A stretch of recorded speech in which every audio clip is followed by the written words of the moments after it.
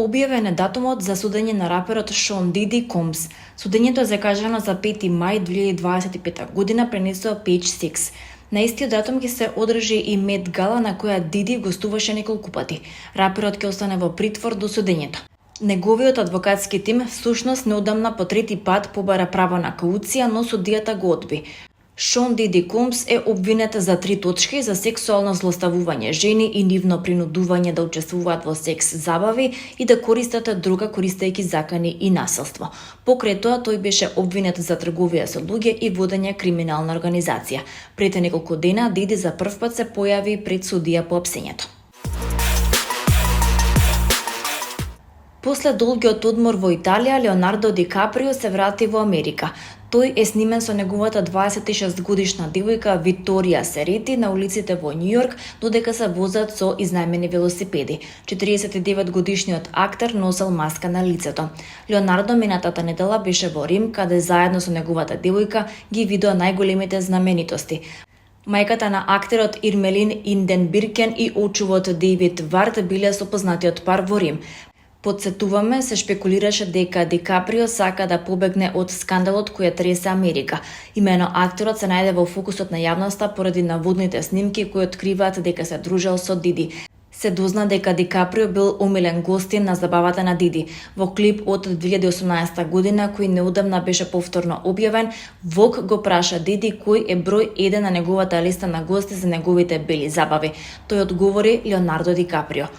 Објавени се и фотографии од белата забава во 1998 година, на кој актерот се смее и пуши. Сепак извор близок до Ди Каприо вели дека актерот со години не бил во контакт со Диди, иако има докази дека двајцата заедно присуствувале на Демократската национална конвенција на 29 јули 2004 година и дека актерот бил на забавата на Диди за 50-тиот роденден.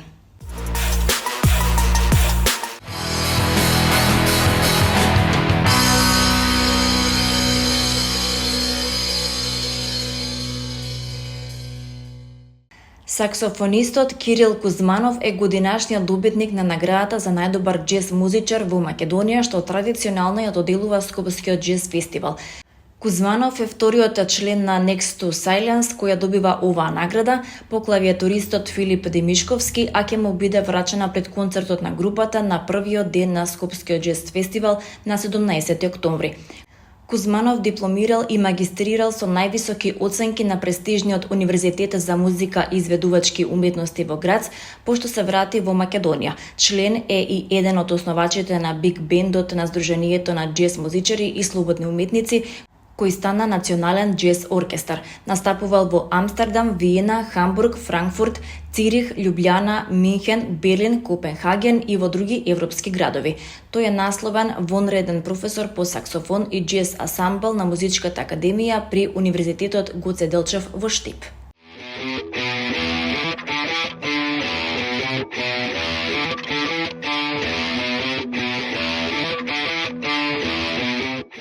Со долги овации и извици браво беше награден настапот на нашиот најпознат тенор во светот, Благој Нацовски, и најдобрите студенти на мастер класот што тенорот го одржа на Факултетот за музичка уметност во Скопје на концертот Почини 100 во Македонската филхармонија во придружба на пианистката Елена Атанасовска.